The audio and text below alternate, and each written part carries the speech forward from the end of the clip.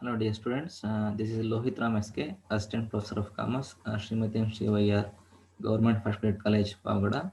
So, in this session, I'm going to discuss about the demand forecasting and its objectives, as well as the approaches in which the demand forecasting works, or the approaches which are used in demand forecasting.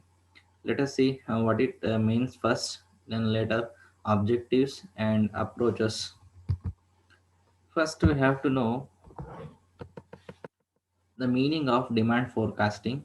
So, the demand forecasting refers to the prediction or estimation of future market demand under a given condition. So, here for a particular product or services about a particular market or a situation or at a particular price, the company is going to estimate or forecast or calculate as well as predict the or estimate the in future about how the demand is going to be incurred for a given product or at a given price or with the given condition. So so in order to analyze, estimate and predict the level of demand in order to compare the demand of existing demand of goods and services of a company with the previous one, and what it could be there in the future. So both are available by following the demand forecasting. So demand forecasting is always helpful for the company to match their demand of previous one with existing one, and to improve their demand and other production activities as well as business activities for the concern of company. So here demand forecasting in short, so it's an estimation or calculation or prediction in which the company is going to identify or predict the demand for future market about a product or under a given condition.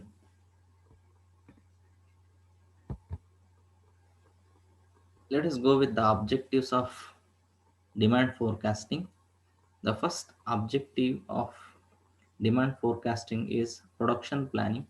So it helps in making suitable plans.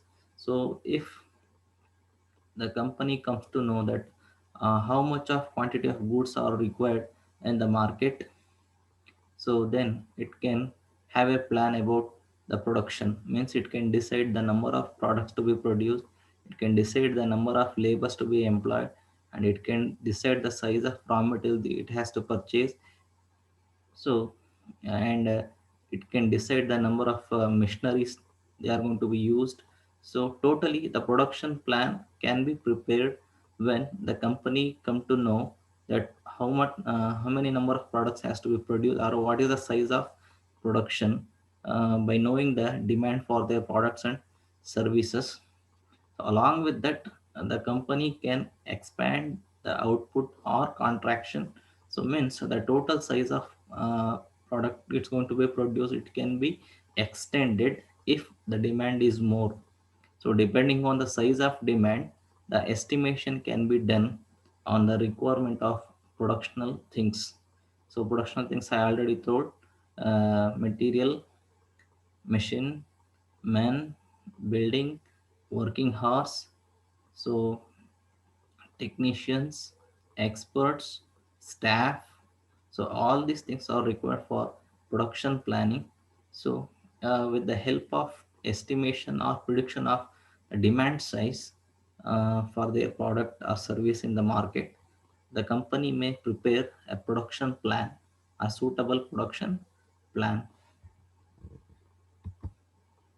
The second main objective of demand forecasting is sales forecasting. Here, based on the demand forecasting, the company can forecast or predict what are the essential requirements for selling their products and services.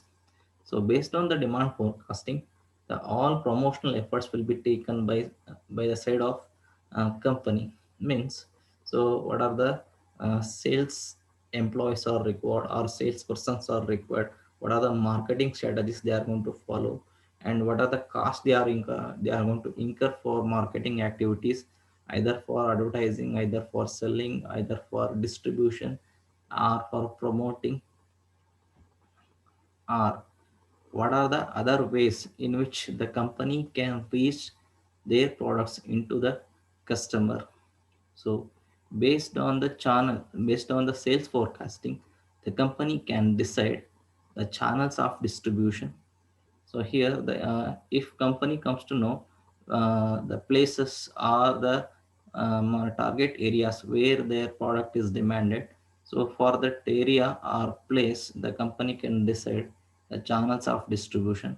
The channels may be from manufacturer to consumer, manufacturer to wholesaler, wholesaler to retailer, retailer to consumer, manufacturer to wholesaler, wholesaler to consumer, manufacturer to retailer, retailer to consumer. Like, so many channels are there.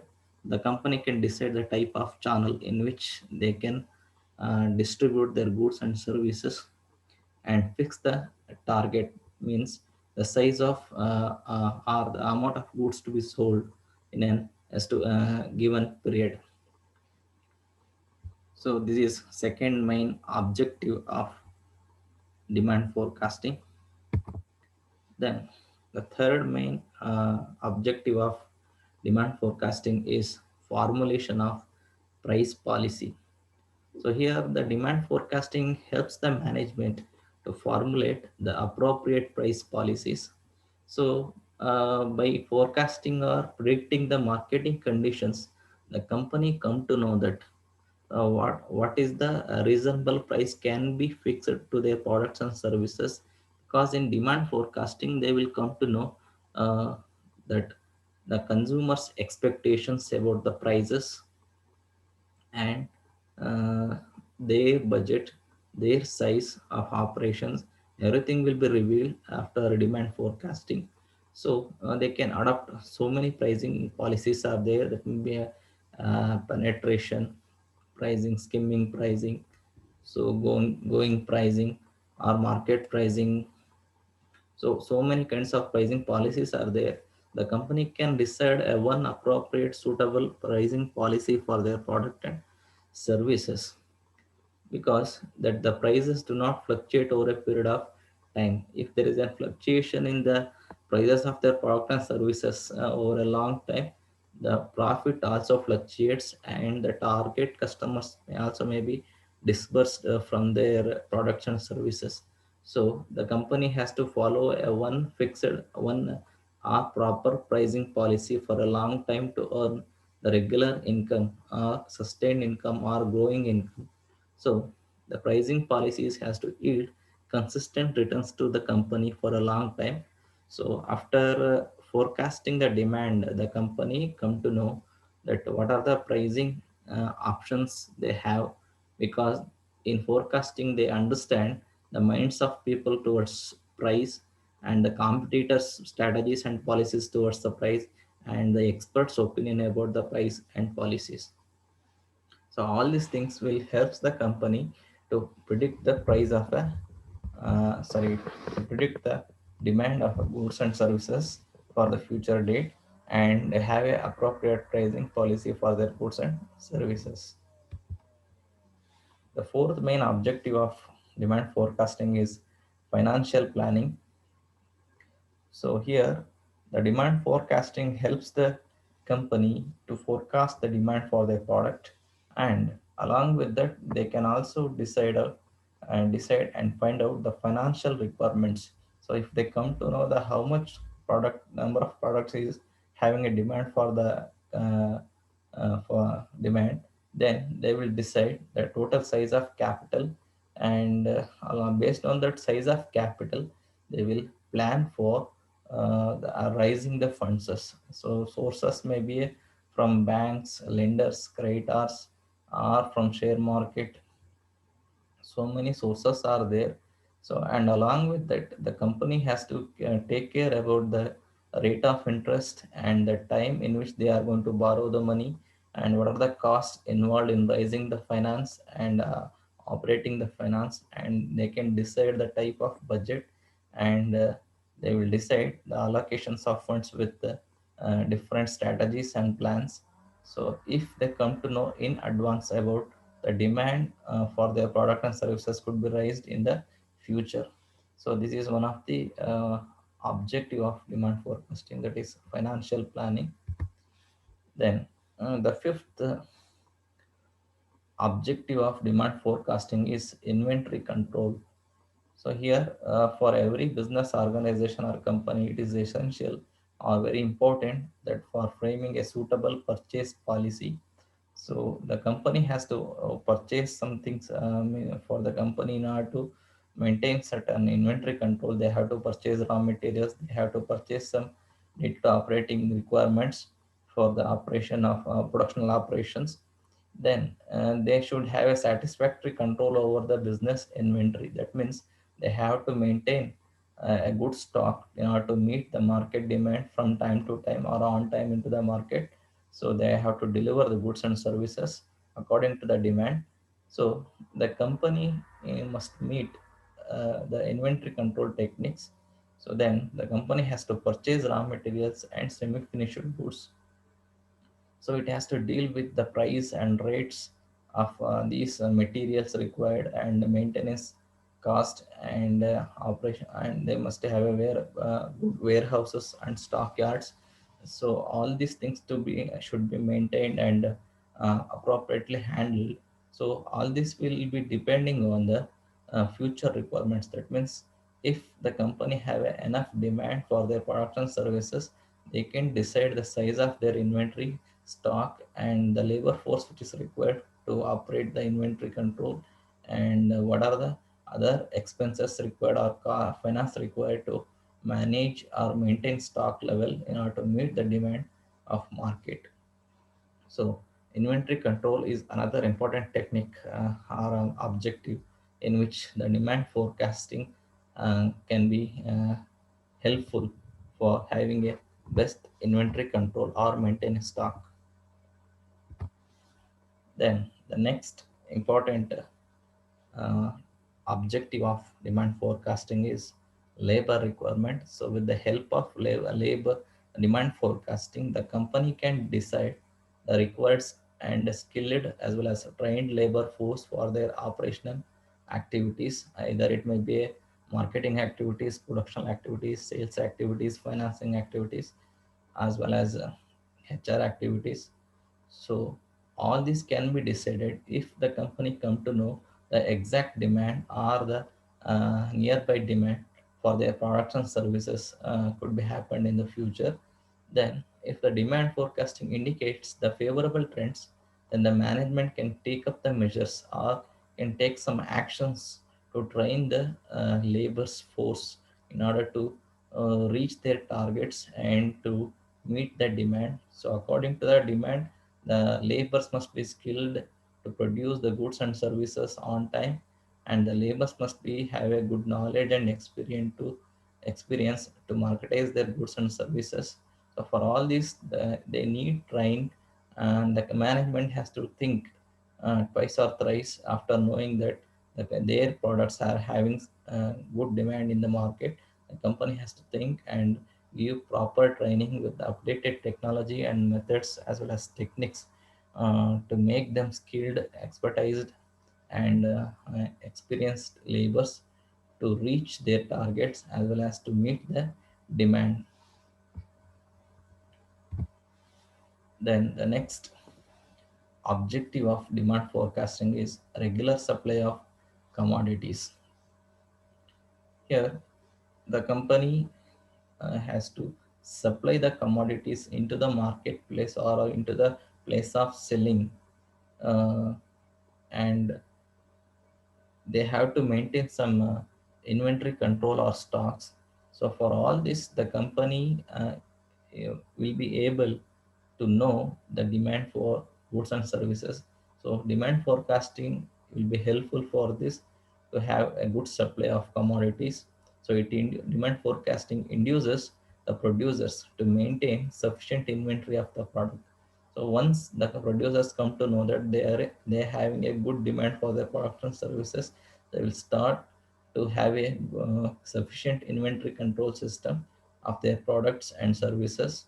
So it will be enable them to supply falls, and when supply falls and demand increases, and at that time the product may be released in the market to fill in the gap. So whenever there is a shortage of supply will take place.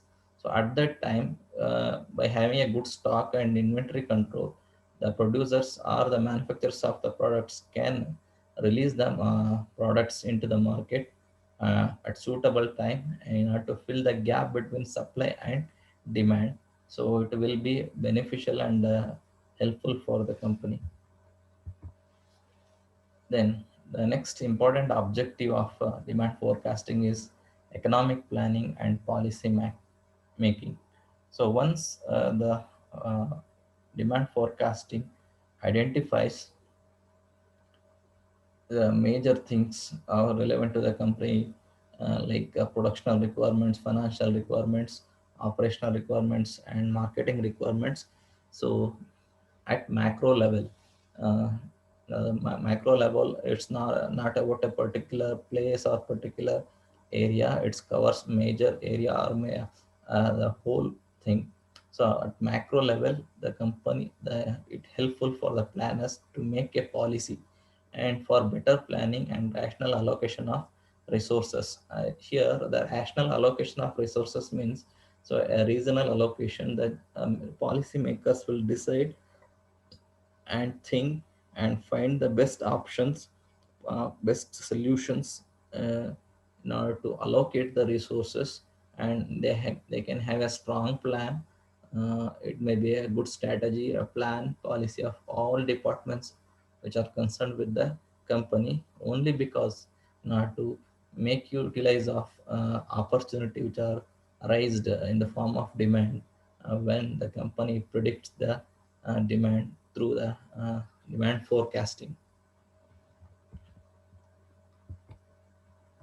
So these are all the objectives of uh, company, the company's demand forecasting. Let's understand what are the approaches which are used for demand forecasting. So here the first approach of demand forecasting is to collect the information regarding the intention of consumers. So here the marketing in demand forecasting there are mainly two methods are there. One is survey method, another one is statistical method. So in survey method they come to know uh, about the collection of information, facts and figures. So with that only the company is going to identify and understand the mindset of consumers or customers, and with that the company can able to understand the demand for their products and services. So here, in first approach, they collect the information regarding the intention of consumers. That means what kind of intention the consumers have about the product price and usage and their lifestyle on so many things. So all this information could be collected through market research and a survey, and as well as economic intelligence. Then the company may use the past trends and taking them as a guide. So the company, with the use of previous data about the sales, demand, and marketing activities, they can identify the demand for future. So that means and by exploring the past and estimate the future. Here, the first approach is followed to estimate short run. So currently, what is going on in the minds of people or customers? So for that, the first approach is used, and forecasting, and second approach is resorted for the long forecasting. Means so in order to estimate the demand for the long time, they use calculations and data, previous information, uh, in order to estimate the demand or forecast the demand for longer future. But the both are used in demand forecasting, first approach as well as in second approach. So with this I would like to conclude this session. Thank you.